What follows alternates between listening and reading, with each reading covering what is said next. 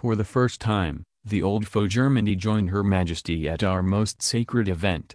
Robert Hardman watches the historic moment the German president joined the royal family at the cenotaph to remember the fallen soldiers of World War I, 100 years on.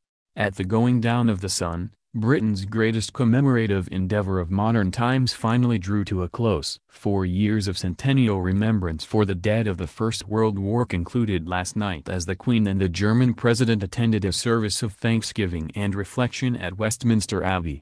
Similar sentiments were echoed at concerts, vigils and events in every part of Britain, following traditional Remembrance Sunday services attended by exceptional crowds.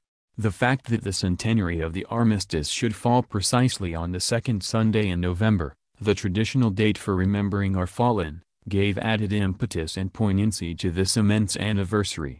And nowhere was that more apparent than at the cenotaph. Big Ben, silent all year during essential maintenance work, emerged from enforced hibernation to toll the 11th hour. For the first time in history, the old foe was in pride of place at the most sacred event in our national calendar. Frank-Walter Steinmeier, the German head of state, stood in the midst of the royal family and laid the first wreath after that of the Queen. He bowed deeply as he did so. The sense of an historic line being drawn under an epochal chapter in our mutual past was palpable. Hopeful for a future in peace and friendship, he wrote, in English, on the card attached to his wreath. The Queen's wreath had been laid by the Prince of Wales. As she did last year, the monarch elected to watch the service from a Foreign and Commonwealth Office balcony, this time flanked by the Duchess of Cornwall and the Duchess of Cambridge.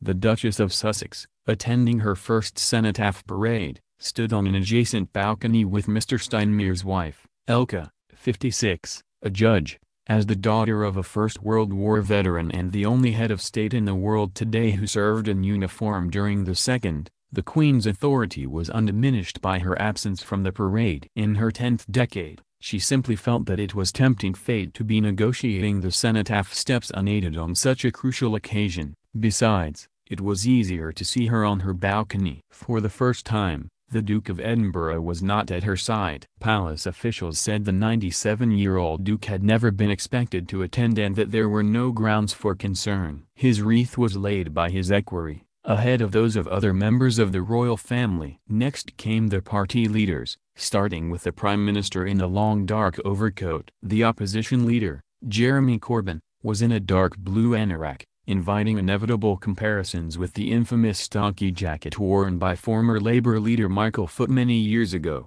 Unlike previous occasions, however, there could be no quibbling over the fact that Mr. Corbyn performed a respectful bow to the fallen and was clearly seen to be singing the national anthem. Following the short service by the Bishop of London, the Right Reverend Dame Sarah Mullally, the first time a woman had presided at the cenotaph, the path was cleared for the eternally moving Royal British Legion Parade. Around 10,000 representatives of nearly 200 organizations, from the Army Widows Association and the Royal Marines to the Black Watch and the Blenheim Society, came marching down Whitehall, more or less in time to all the old favorites, Pack Up Your Troubles, It's a Long Way to Tipperary and the rest. Among the oldest on parade was Donald Smith, 98, formerly of the Seaforth Highlanders, who was seriously wounded and taken prisoner outside Dunkirk in 1940. I don't like to cry, but this event always brings tears to my eyes, he said. I was one of 5 friends who joined up and I was the only one who came back. Every conflict was being remembered yesterday. Michael By, 83, had flown in from Canada, as he does every year, to march with his old chums in the Suez Veterans Association. I always think of 2 men from the Royal Signals who were sent out one day and were never seen again, he explained. The fallen of Korea, the Falklands, both Gulf Wars, Northern Ireland and Afghanistan were all being honored by old comrades. On parade for the very first time were representatives of the Women's Institute. Considering that this is an organization with more than 200,000 members which was born out of the pressing need to feed a hungry nation in the First World War, and was an invaluable part of the home front in the Second, it seems odd that it had to wait until yesterday to be included. But there were no complaints. We are just very privileged to be here on such an emotional day, said Lynn Stubbings, chair of the National Federation, proudly carrying the wreath.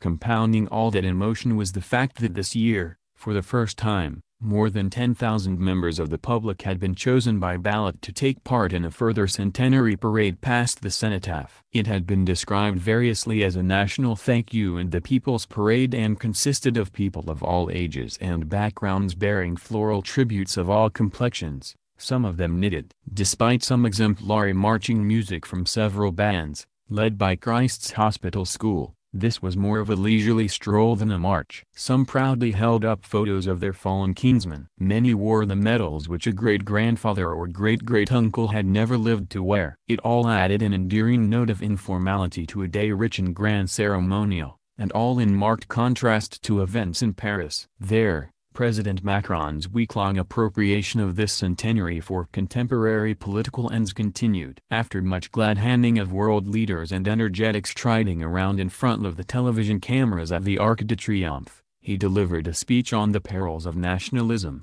In London, we had to wait until last night before hearing a word from our national representatives. As the Tower of London's commemorative torches blazed for the last time, Westminster Abbey was packed for the service of reflection and reconciliation. The Queen and President Steinmeier began by placing wreaths on the grave of the unknown warrior. Finally, lessons from the Book of John were read by the President and the Prince of Wales. "Beloved, let us love one another," said the President, speaking in German. "Greater love hath no man than this," said the Prince, "that a man lay down his life for his friends." Children laid further flowers on the grave of the unknown warrior. His actions and his sacrifice are now more distant from us than the Battle of Waterloo was from his own generation. But their heroics have no sell-by date. As the inscription in our war cemeteries declares, their name liveth forevermore. And so it shall. For others the memories were still raw, and they wept as they recalled fathers and grandfathers who never returned from the front line. Children too young to remember their forebears wore their medals pinned to their chests. Their families watched them march and expressed the heartfelt hope that they would never have to repeat the sacrifices of the wartime generations. 80-year-old Ewan Williams wore the medals of his great-grandfather Sergeant Walter Benjamin, who served in India and Burma during the Second World War. At his side, his grandmother Jane Benjamin carried a wreath for Ewan's great-great-uncle, Rifleman Walter Singer, who was killed in France just 3 weeks before the armistice. Mrs. Benjamin, 62, from Pontypridd in South Wales, said, "The veterans of the First World War aren't here anymore, so it's up to us to make sure their legacy is passed to our children and grandchildren. We must never forget. The legacy of that war and their sacrifice must be peace, so that these children know the value of peace." Rifleman Singer served with the King's Royal Rifle Corps and was one of 4 soldiers sent to take a German position near Monté in northern France on October 23, 1918. 2 were killed as they dived into a German dugout, and he died later that day from his injuries, leaving only 1 survivor. His great-great-nephew Ewan said he felt proud to take part in the nation's thank you procession, after his family were awarded 2 of the coveted spots in the parade, allotted through a public ballot.